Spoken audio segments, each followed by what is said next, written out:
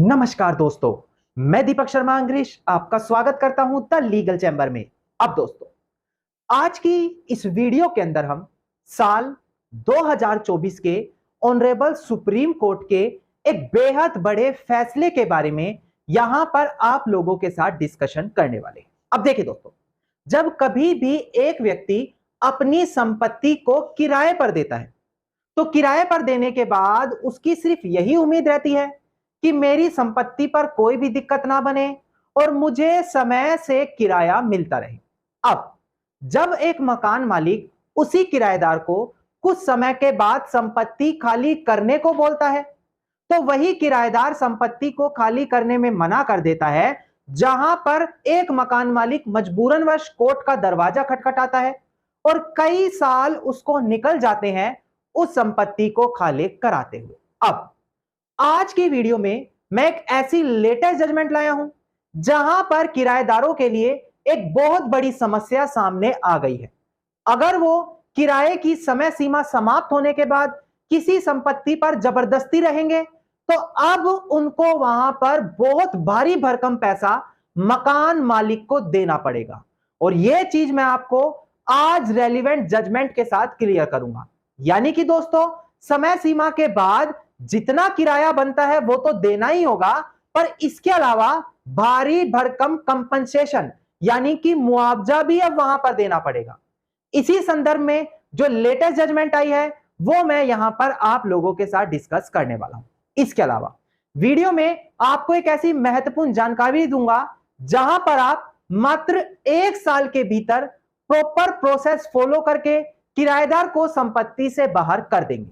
तो आज की वीडियो काफी ज्यादा इंफॉर्मेटिव होने वाली है। तो अगर आप लोगों को हमारी ये वीडियोस अच्छी लगती हैं, अगर आप लोगों को हमारी तरफ से किए गए एफर्ट्स अच्छे लगते हैं, तो मेरा आप लोगों से अनुरोध है इस वीडियो को आप लाइक जरूर करें, ज्यादा से ज्यादा शेयर जरूर करें और अपना वैल्यूएबल कमेंट सेक्शन में जरूर लिखें। तो चलिए दोस्तों, अब आज की इस वीडियो को हम ज्यादा लंबा ना करते हुए आज की इस वीडियो को स्टार्ट करते हैं।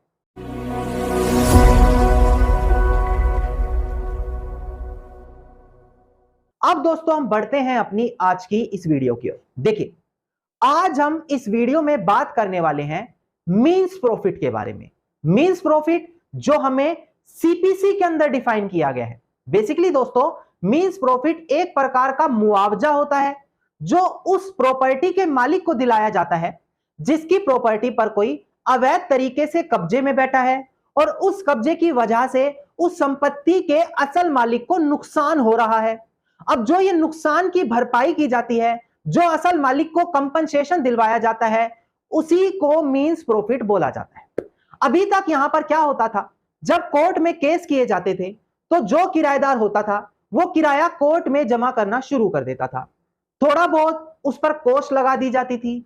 इन द एंड वो कोर्ट में केस होने के बावजूद भी लंबे सालों तक संपत्ति पर काबिज रहता था और असल मालिक कोर्ट के चक्कर लगाता रहता था ताकि उसकी संपत्ति खाली हो जाए। पर ऑनरेबल सुप्रीम कोर्ट ने अपनी नई लेटेस्ट जजमेंट में यही निर्धारित किया कि अगर एक किराएदार संपत्ति पर कब्जे में है तो किराया तो देना ही होगा, उसके लिए कोई ऑप्शन नहीं है, वो तो कोर्ट में जमा होगा ही होगा। पर उस किराएदार से अब मींस प्रॉफिट भी वहां पर कंपनसेशन के तौर पर लिया जाएगा।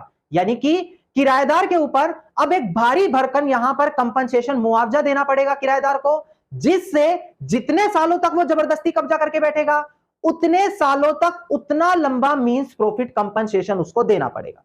अब सबसे पहले डिस्प्ले पर मैं जजमेंट आपको क्लियर कर दूं दिखाकर, उसके बाद हम इस जजमेंट के ऊपर आगे बात करेंगे। देखिएगा दोस्तों, डिस्प्ले पर केस टाइटल है हमारा विजय कुमार मनीष कुमार एचयूएफ, जो प्रेजेंट केस में पिटिशनर है, वर्सेस अश्विन भंजूलाल देसाई जो प्रेजेंट केस में रिस्पोंडेंट है। ध्यान दीजिएगा, इसका स्पेशल लिपिटेशन नंबर है 4049 ऑफ 2020 और डेट ऑफ जजमेंट है हमारी 17 मई साल 2024। यानी कि इसी महीने की लेटेस्ट जजमेंट आप लोगों के लिए लेकर आया हूं। इसीलिए बोलता हूं कि अगर आपको हर लेटेस्ट जजमेंट सिंपल लैंग्वेज में चाहिए तो आप चैनल को तुरंत सब्सक्राइब करके नोटिफिकेशन बेल आइकन जरूर दबा दें। अब एक बार डिस्प्ले पर ध्यान दीजिएगा कि आखिरकार इस जजमेंट में क्या क्लियर किया गया।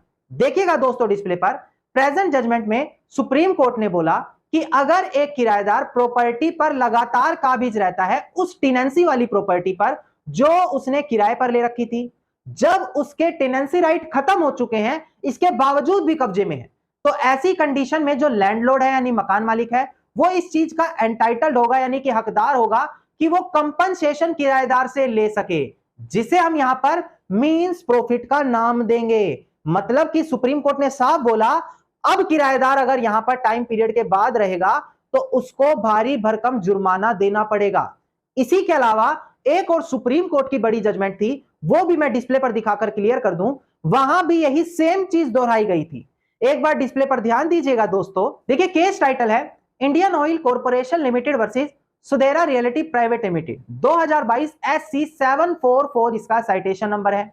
यहां भी ऑनरेबल सुप्रीम कोर्ट ने यही ऑब्जर्व किया था कि किराएदार अगर लीज के एक्सपायर होने के बाद भी संपत्ति पर काबिज रहता है तो उसको भाई मींस प्रॉफिट देना पड़ेगा रियल ओनर को। मतलब अब समझिएगा क्यों जरूरी था आपके लिए। अगर किराएदार संपत्ति खाली नहीं कर रहा, वकील के पास आपको जाना पड़ेगा, सारा खर्चा निकल जाएगा, किराया आपका टाइम टू टाइम कोर्ट में जमा होता रहेगा, उस पर आपको इंटरेस्ट भी मिल जाएगा। इन द एंड आपको सारा वकील का खर्चा बाहर की बाहर निकल कर चला गया, आपको ऊपर से मुआवजा मिल गया मींस प्रॉफिट के तौर पर। तीसरी चीज आपका किराया सेफ है, आपको अब बिल्कुल भी परेशान नहीं होना पड़ेगा। ऑनरेबल सुप्रीम कोर्ट की जजमेंट ये किराएदारों के लिए बेहद बड़ी नुकसानदायक साबित हुई है। अब कुछ लोग कहते हैं कि सर चलिए आपकी बात हमने मान ली, हमें सारा किराया मिलेगा, मुआवजा मिलेगा, पर हम प्रॉपर्टी अपने किसी काम के लिए यूज करना चाहते थे। अब अगर उस प्रॉपर्टी को हमने 7-8 सालों तक कोर्ट में इंतजार करते रखा तो हमारा तो काम ही यहां पर खराब हो जाएगा। अब कोई ऐसा तरीका बताओ जिससे हम जल्दी से जल्दी किराएदार को बाहर कर सके। देखिए आपको जानना अनिवार्य है कि जिस भी राज्य से आप हैं वहां पर एक रेंट कंट्रोल एक्ट बनाया जाता है, जिसके अंदर एक समय सीमा होती है और इसके अलावा एक किराया सीमा भी होती है।